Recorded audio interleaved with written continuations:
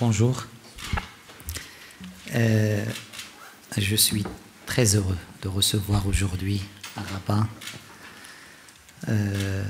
ma chère collègue Hadja Labib, ministre des Affaires étrangères, des Affaires européennes, du commerce extérieur et des institutions culturelles fédérales de Belgique. C'est un grand plaisir de vous recevoir ici au Maroc. Cette visite s'inscrit dans une phase de renforcement des relations bilatérales entre les deux pays.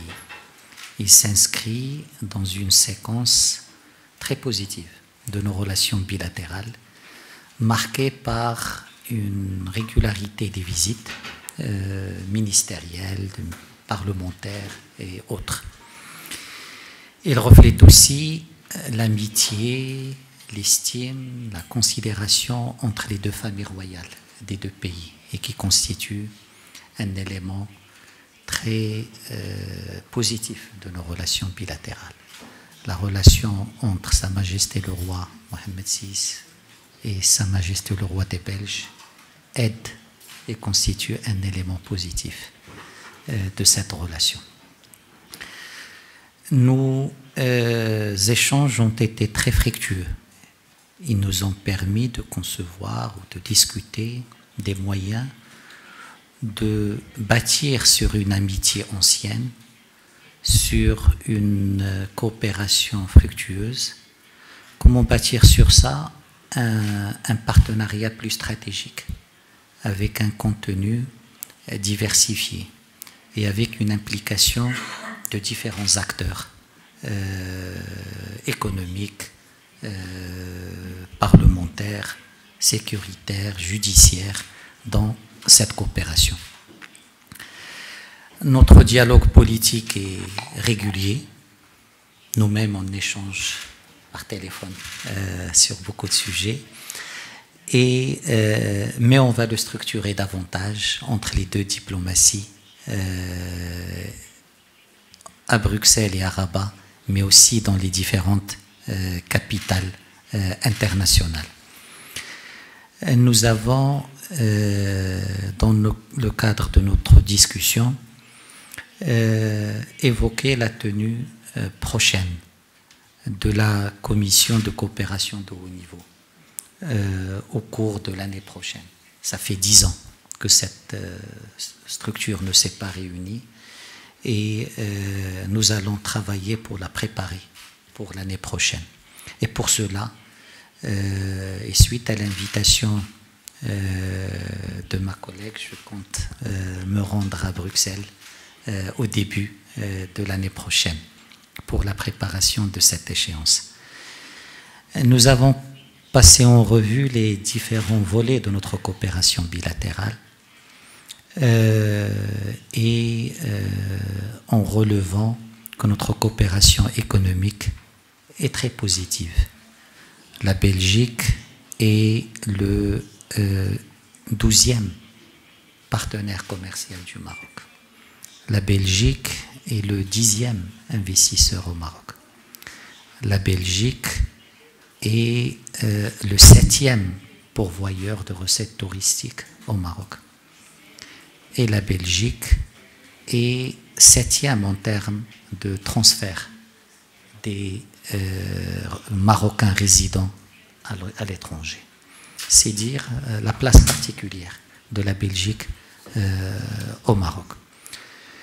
Et nous avons discuté, nous allons poursuivre ça lors du déjeuner, comment renforcer cette coopération économique. Comment en particulier, au niveau des échanges commerciaux, c'est la Belgique qui est dans le top 10, le Maroc n'est que 42e fournisseur de la Belgique et 42e client. Donc, comment renforcer ça en construisant sur la mission économique qui a été conduite par Son Altesse Royale la Princesse Astrid, je pense en 2018, et qui a permis d'ouvrir et d'identifier beaucoup d'opportunités. Je pense qu'on a été aussi tous les deux d'accord sur l'importance de la dimension humaine dans nos relations bilatérales. La communauté marocaine en Belgique est la deuxième communauté étrangère dans ce pays-là. Et c'est un atout pour nos relations bilatérales.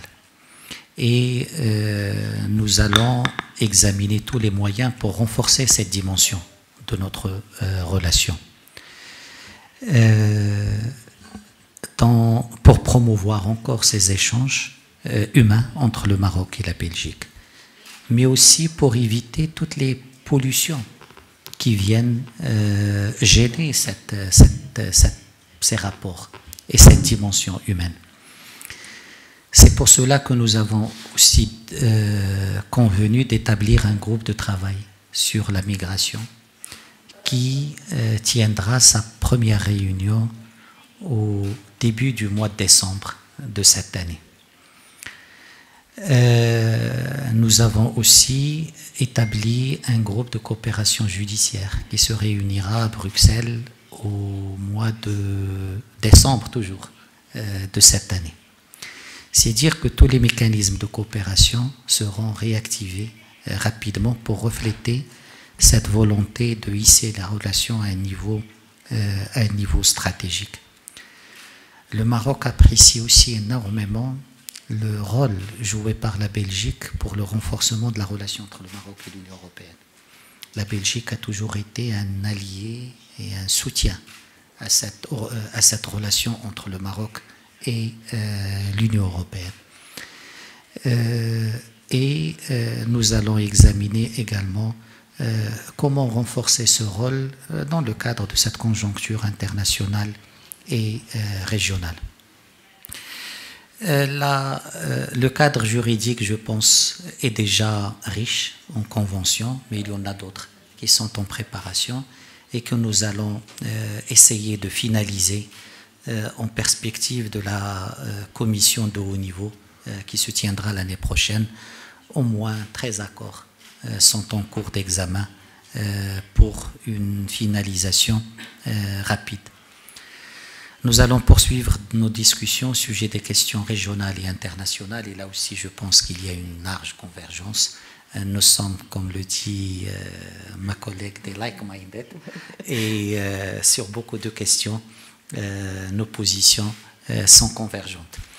Mais mieux que ça, notre volonté, c'est que ces positions convergentes puissent donner lieu à des initiatives conjointes, sur des problématiques globales comme les changements climatiques, comme la lutte contre le terrorisme, comme la déradicalisation, où je pense le Maroc et la Belgique peuvent porter des initiatives au niveau des organisations régionales et internationales sur la base de leur expérience nationale, mais aussi sur la base de notre coopération bilatérale. Enfin, nous allons travailler pour créer une dimension africaine de notre relation bilatérale à travers une triangulation Belgique, Maroc, Afrique, dans les domaines politiques, dans le domaine économique et commercial, et dans le domaine également de la stabilité et du développement du continent africain. Donc sur ces questions-là aussi, je pense qu'on est en train d'ouvrir un nouveau chapitre dans nos relations bilatérales grâce à cette visite de travail et grâce à toute la bonne volonté des deux côtés. Et je tiens à remercier Madame la Ministre pour son implication personnelle pour créer les conditions de cette nouvelle phase dans nos relations bilatérales et ramener les différents acteurs gouvernementaux, politiques, économiques à s'inscrire dans cet esprit très positif. Encore une fois, bienvenue et nous sommes très très heureux de vous voir ici, mais aussi des résultats de nos échanges. Merci beaucoup. Bonjour à toutes et bonjour à tous. Donc, tout d'abord, je tiens à te remercier, cher Nasser, pour l'accueil chaleureux reçu ici à Rabat. Un accueil qui témoigne de l'amitié étroite qui unit nos deux nations, une amitié forte, riche, de liens profonds et anciens qui se transmet comme un héritage précieux entre les femmes et les hommes appelés à diriger nos pays. Le Maroc, vous le savez, pour la Belgique et pour l'ensemble de l'Union européenne d'ailleurs, un partenaire historique et stratégique en matière de commerce, de stabilité régionale, de sécurité, de migration, de climat, d'énergie et de lutte contre le terrorisme. Le Maroc est également le pays d'origine de centaines de milliers de Belges, ces Belges dont les parents, les grands-parents sont venus du Rif, des régions de Tiznit et du Souss, de Rabat, de Tanger et de bien d'autres villes encore, lient nos pays à jamais. Ils ont contribué par leur travail à l'essor de la Belgique, dans les mines, dans le métro, dans les industries. Les enfants, les petits-enfants de ces immigrés expriment aujourd'hui leur talent dans de nombreuses disciplines qui vont des arts au sport de haut niveau en passant par la politique ou encore l'enseignement. Ces Belges d'origine marocaine constituent comme un trait d'union humain entre Rabat et Bruxelles, Cham Nasser. Et comme l'a très bien écrit Tahar Benjeloun, il n'y a pas mieux que le regard et le toucher pour savoir où on est. Et j'ai retrouvé ici les regards de ces enfants d'immigrés avec lesquels j'ai grandi dans les rues de Bruxelles. Je sais donc où je suis. Aujourd'hui, je me réjouis de notre volonté de partager, de progresser davantage dans nos relations bilatérales, économiques et commerciales et lancer un dialogue stratégique afin d'optimiser notre coopération dans divers domaines. Je suis venue, vous l'avez dit, cher Nasser, avec un agenda positif. Je suis venue pour consolider notre partenariat stratégique. Nos excellentes relations, l'importance de nos liens historiques et nos défis communs rendent toutefois l'établissement d'un dialogue régulier, structuré, plus que nécessaire. En ce qui concerne nos relations économiques et commerciales, le succès de la mission économique princière que tu as évoquée en 2018 a illustré l'intérêt des entreprises belges pour le Maroc et a offert de très nombreuses opportunités. Je suis très heureuse d'ailleurs d'apprendre que des entreprises marocaines manifestent de l'intérêt pour la Belgique.